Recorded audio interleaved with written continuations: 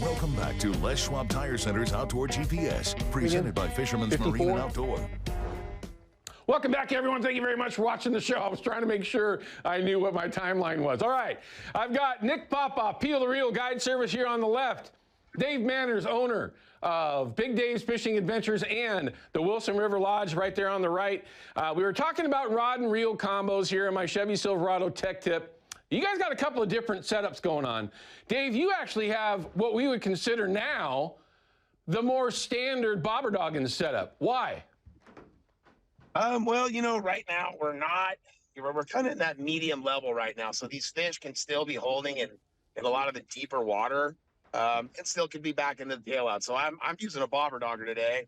I'm running an 8 to 17 Kumo Guide Select. I'm running a big bead today, a big 20 mil, solid colored bead. Got one of our advantage bead hooks on here.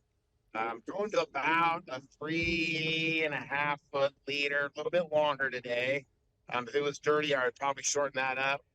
Going to a 3/4 ounce Dave Tangle Free, to an extra large fish field bobber dogger float, to a 3-way. And this is, you know, pretty standard setup. One thing I would say, I do like to run the heavier leads, the heavier bobbers, so I'm getting down. And I would say that is one of the biggest downfalls for people that are bobber dogging, is too light a lead and they're not getting on the bottom enough. So that would be my one tip for everyone out there that bobber dogs. Make sure you're getting down to the bottom.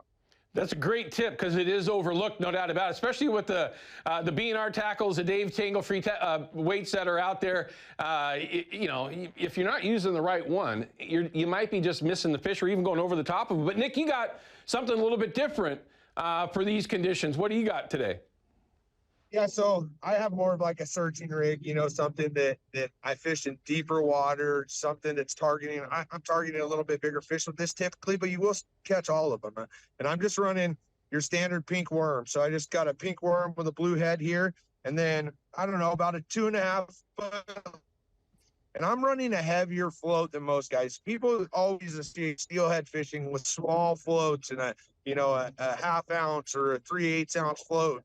And I'm at 1.5 ounces here, and I'm running about 1.25 ounces lead. And then I have my 1/8 ounce jig head here with my pink worm. And I do that because we're fishing this, you know, right now we got some big water. And in some of those eddies and stuff, these fish will sit. It's hard. If you have a 3/4 ounce bobber or a 3/8 ounce bobber, you're not getting down to those fish. You're just getting swept out of there and blowing out. So this heavier lead allows me to get down and maybe target some of those fish that the other guys bobber dogging and maybe throwing those lighter setups aren't targeting. And this right here is probably the culprit for a lot of big steelhead here in the Northwest. And, you know, it's gotten more popular, but one of my favorite techniques to fish for sure. And that's one thing I would say for sure. On your worms and your jigs, you're not going to lose very many fish. Yeah. This guy, you're going to hook more, but be prepared to lose some. Right. Well, let's kind of back that up a little bit, because what you're referring to there, Nick, is that you're actually able to come behind a lot of folks, right? I mean, if you're on an aluminum hatch on whatever system you're on, if everybody's doing the same thing, you come behind with that heavier setup with a pink worm and a jig head on there, you might just very well be able to clean up the fish that wouldn't take those beads or yarnies as they went by. Yeah, and that's a huge thing, you know, especially on a busy river and fish that are really heavily pressured.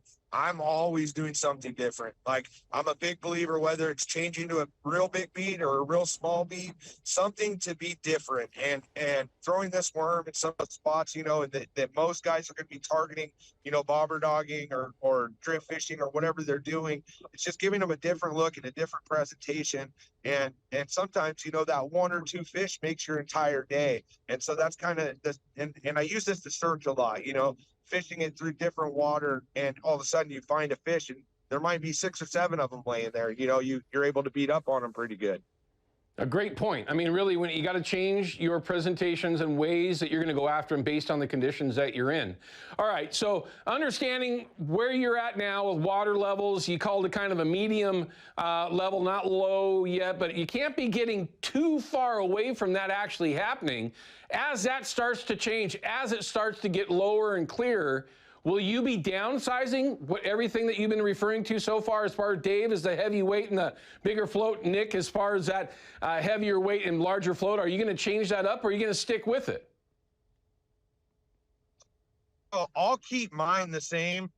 I run this in some pretty big water, so this allows me, whether it's water or small water, there's still big, boiling, deep water, and that's what this allows me to do. So I'm always going to kind of keep this heavy, but I'm sure Dave's going to make some change. Yeah, definitely. You know, as the water is larger, to that leader, maybe add us about half fine, and then yes, go to a smaller lead, a smaller bobber auger.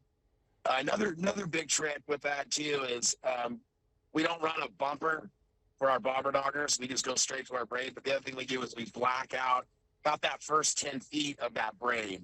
And definitely if it's low and clear, that's something you're going to want to do. If you're running your high vids right down to your 3-way in low clear water, they don't like that. They don't like that so much. So black that first 10 feet out with a Sharpie, just wrap it around the line and run it up and down the line a few times. And that'll save you from having to use a mono bumper, which you'll get a lot more of your gear back. It'll save these expensive blades by being able to pull them out. Yeah, I mean, that's a great point. I mean, one of the reasons why we try to target these fish, everyone, is because they are difficult to catch and they can be very leader shy, get spooky for certain. Okay, last question, guys. I got to cut away. How are you looking for this upcoming week? What are you expecting to happen with the conditions you have now?